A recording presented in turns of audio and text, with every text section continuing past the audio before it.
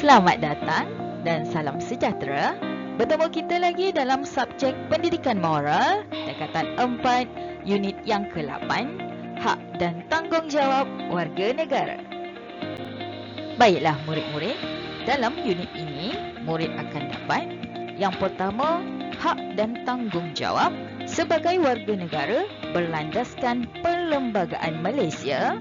Yang kedua, kepentingan hak dan tanggungjawab sebagai warga negara. Yang ketiga, kesan pengabaian hak dan tanggungjawab sebagai warga negara. Yang keempat, batasan hak dan tanggungjawab sebagai warga negara. Yang kelima, perasaan apabila mempunyai hak dan tanggungjawab sebagai warga negara. Dan yang keenam, amalan hak dan tanggungjawab sebagai warga negara dalam kehidupan harian. Baiklah, cadangan nilai untuk kali ini adalah bertanggungjawab, patriotisme, berterima kasih, kebebasan dan berdikari. Baiklah murid-murid, setiap warga negara mempunyai hak dan tanggungjawab masing-masing. Hak ialah kuasa atas sesuatu atau kuasa melakukan sesuatu yang ditentukan mengikut peraturan dan undang-undang negara. Tanggungjawab pula merupakan kesanggupan warga negara untuk melaksanakan tugas serta kewajipan dalam menjaga kedaulatan negara. Hak dan tanggungjawab ini turut dinyatakan dalam Perlembagaan Persekutuan. Apa itu Perlembagaan Persekutuan? Perlembagaan Persekutuan merupakan satu undang-undang bertulis dan merupakan undang-undang tertinggi di Malaysia. Okey, jadi Perlembagaan Persekutuan ini merupakan punca segala undang-undang, segala peraturan dan undang-undang di dalam negara ini perlulah merujuk kepada Perlembagaan Persekutuan. Dan di dalam Perlembagaan Persekutuan ini mempunyai jaminan hak asasi, dan juga kebebasan rakyat serta keadilan sosial untuk semua kaum di negara ini. Dan Perlembagaan Persekutuan ini mempunyai 183 perkara, dan mana-mana undang-undang dan juga peraturan yang ada di negara ini, apabila dia bertentangan dengan Perlembagaan Persekutuan, secara automatik dia akan terbatal. Itu adalah Perlembagaan Persekutuan. Mari kita tengok hak dan tanggungjawab sebagai warga negara. Yang pertama, perkara 5 di bawah perkara kebebasan diri, di mana tiada seorang pun boleh diambil nyawanya atau dilucutkan kebebasan dirinya kecuali mengikut undang-undang. Ini adalah perkara yang tertakluk di dalam Perlembagaan Persekutuan. Jadi sebagai rakyat Malaysia, tanggungjawab kita adalah memelihara diri sendiri dan nyawa orang lain kecuali mengikut undang-undang. Maksudnya di sini kita perlulah menjaga diri daripada membunuh diri secara jelasnya, dan nyawa orang lain maksudnya kita tidak boleh membunuh ataupun mencederakan orang lain sesuka hati. Yang kedua adalah perkara 6 di bawah perkara keabdian dan kerja paksa dilarang. Maksudnya di sini, segala bentuk kerja paksa adalah dilarang. Tidak boleh memaksa sesiapa sahaja di dalam negara ini. Tetapi Parlimen boleh melalui undang-undang membuat peruntukan mengenai perkhidmatan wajib bagi maksud-maksud negara. Jadi tanggungjawab kita sebagai warga negara adalah tidak menindas golongan pekerja dengan memberikan layanan adil kepada semua pihak. Ini kita merujuk kepada majikan ataupun bos. Tidak boleh membuat kerja paksa terhadap pekerja-pekerja mereka. Perkara ketiga iaitu perkara 8, iaitu di bawah perkara kesamarataan. Di dalam Perlembagaan Persekutuan menyatakan semua orang adalah sama rata di sisi undang-undang dan berhak mendapat perlindungan yang sama rata di sisi undang-undang. Jadi tanggungjawab kita tidak bersikap diskriminasi ataupun berat sebelah ataupun double standard kepada mana-mana pihak atasan atau kaum, agama dan jantina. Okey, jadi tidak ada perbezaan di antara kaum, agama, jantina ataupun status sosial.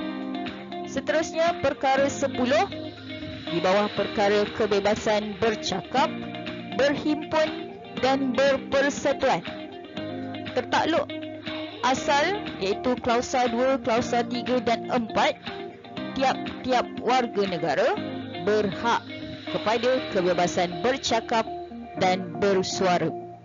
Okey, di mana tanggungjawab di sini mendapatkan kebenaran dari pihak berkuasa sebelum mengadakan perhimpunan. Di dalam perlembagaan persekutuan memang dinyatakan kita berhak, kita bebas bercakap dan bersuara.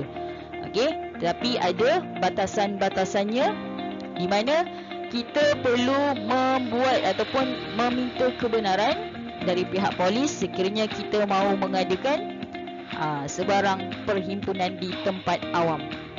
Okey, ini adalah yang tertakluk di dalam perlembagaan persekutuan. Mesti dipatuhi oleh semua rakyat Malaysia. Dan yang terakhir kita ada perkara 13 iaitu hak terhadap harta. Tiada seorang pun boleh dilucutkan hartanya kecuali mengikut undang-undang. Dilucutkan harta tu maksudnya diambil hartanya. Okey, jadi tanggungjawab kita bertanggungjawab untuk membuat pengisytiharan harta dan membayar cukai.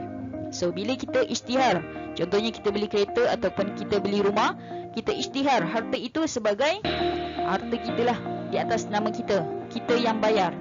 Okey, kalau harta tu diberikan contohnya dapat hadiah, nyatakanlah di dalam perisytiharan harta tu diberi hadiah. Nanti kena nyatakan detail-detail ni. So bila ada harta, kita kena membayar cukai kepada pihak kerajaan. Seterusnya, hak yang diperuntukkan kepada setiap warga negara mengikut perlembagaan wajar dipatuhi. Begitu juga tanggungjawab kepada negara. Hal ini penting bagi memastikan setiap warga negara melaksanakan hak dan tanggungjawab sebagai warga negara. Mari kita tengok apa itu kepentingan hak dan tanggungjawab sebagai warga negara. Okey, yang pertama hak. Kita pergi kepada hak dahulu. Yang pertama, mewujudkan kemakmuran dan keamanan dalam kehidupan sejagat. Yang kedua, mengelakkan perselisihan faham antara kaum. Yang ketiga, merapatkan jurang antara kaum. Yang keempat, mengelakkan diskriminasi yang boleh berlaku kerana perbezaan agama, bangsa, budaya dan bahasa. Yang seterusnya, meningkatkan taraf hidup sosial. Dan yang terakhir, menjamin kebebasan hak asasi warga negara. Kita pergi kepada tanggungjawab. Yang pertama, melestarikan alam sekitar. Yang kedua, membangunkan dan memartabatkan negara. Yang ketiga, memastikan dasar kerajaan dapat berjalan dengan lancar. Yang keempat, mempunyai kesetiaan yang tinggi kepada negara. Yang kelima, melicinkan pentadbiran kerajaan dalam semua aspek. Dan yang keenam, membantu pembangunan ekonomi, sosial dan politik yang stabil. Hak dan tanggungjawab ini perlu dipelihara demi mengekalkan identiti dan jati diri sebagai rakyat Malaysia. Jika berlaku pengabaian hak dan tanggungjawab, maka wujudlah pelbagai kesan kepada diri, masyarakat dan negara. Mari kita tengok kesan pengabaian hak dan tanggungjawab sebagai warga negara. Okey, saya bagikan kepada dua, iaitu hak dan juga tanggungjawab. Apa kesan sekiranya kita tidak mengamalkan hak dan tanggungjawab sebagai warga negara?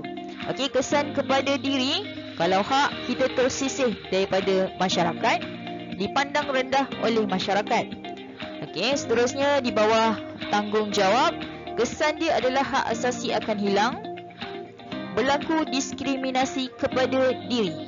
Okey, seterusnya kesan kepada masyarakat iaitu berlaku perselisihan faham dan mengancam keselamatan, Manakala di bawah tanggungjawab, kesan kepada masyarakat adalah taraf hidup rakyat terjejas, hidup tidak sejahtera. Dan yang terakhir, kesan kepada negara, imej negara tercemar, semangat patriotik akan berkurang. Seterusnya, kesan sekiranya tanggungjawab tidak diamalkan sebagai warga negara, kestabilan negara tergugat dan tadbir urus pentadbiran kucar kacir. Walau bagaimanapun, hak warga negara tetap ada batasannya agar mana-mana individu tidak mengambil tindakan yang menyalahi perlembagaan persekutuan. Sebagai rakyat Malaysia yang bertanggungjawab, batasan ini perlu dipatuhi agar kesejahteraan rakyat kekal terjamin. Kita tengok apa batasan hak sebagai warga negara. Kalau tadi awal-awal kita tengok hak dan tanggungjawab kita sebagai warga negara. Di sebalik hak dan tanggungjawab sebagai warga negara, ada batasan-batasannya. Yang pertama, perkara 12, hak berkenaan dengan pendidikan. Tidak bersikap diskriminasi terhadap sesiapa sahaja dalam mendapatkan pendidikan. Maksudnya semua rakyat Malaysia berhak untuk mendapat pendidikan. Tak kiralah dia orang miskin ke, dia orang kaya ke, dia anak orang asli ke, semua berhak untuk mendapat pendidikan di Malaysia.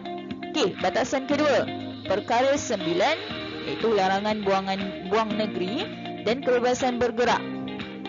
Tidak boleh memasuki mana-mana kawasan yang mengenakan sekatan atas alasan keselamatan dan kesihatan di bawah undang-undang. Kalau tadi kita kalau dalam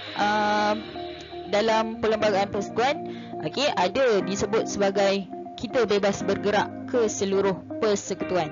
Tetapi ada batasan-batasannya. Contoh situasi sekarang. Beberapa kawasan telah diisytihar sebagai kawasan berisiko COVID-19. Jadi kita isytiharkan kawasan tersebut sebagai PKPD. Dan diperketatkan di situ dan tidak ada sesiapa orang luar yang boleh masuk ke dalam kawasan tersebut. Itu yang dikatakan sebagai larangan ataupun larangan kebebasan bergerak di sini. Kita dikenakan sekatan untuk memasuki beberapa kawasan disebabkan oleh keselamatan dan kesihatan. Itu batasan-batasannya. Jadi kita perlu patuhilah segala peraturan dan undang-undang. Jika kita dilarang merentas daerah dan merentas negeri, so kenalah patuh kepada batasan tersebut.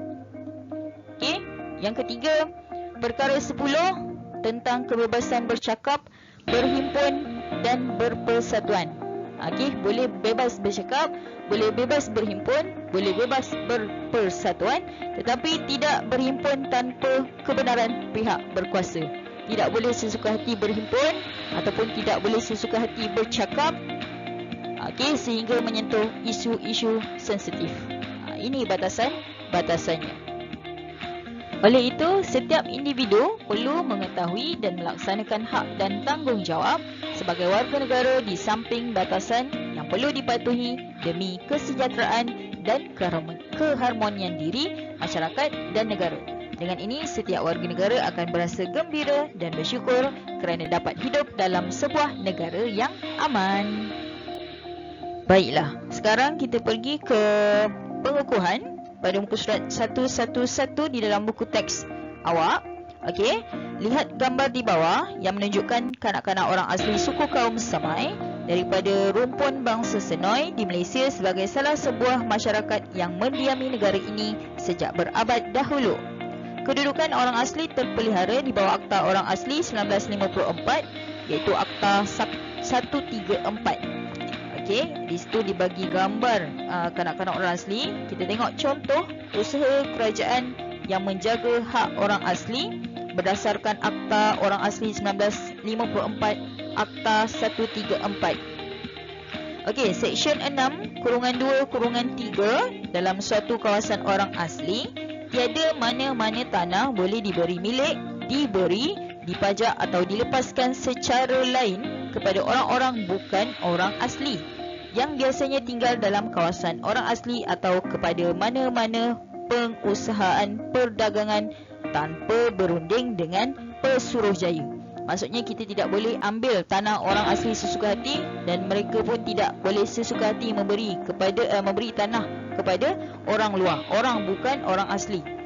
Okey, Seksyen 17 kurungan 1, tiada seseorang kanak-kanak orang asli boleh dihalang daripada belajar di mana-mana sekolah semata-mata oleh sebab ianya seorang orang asli.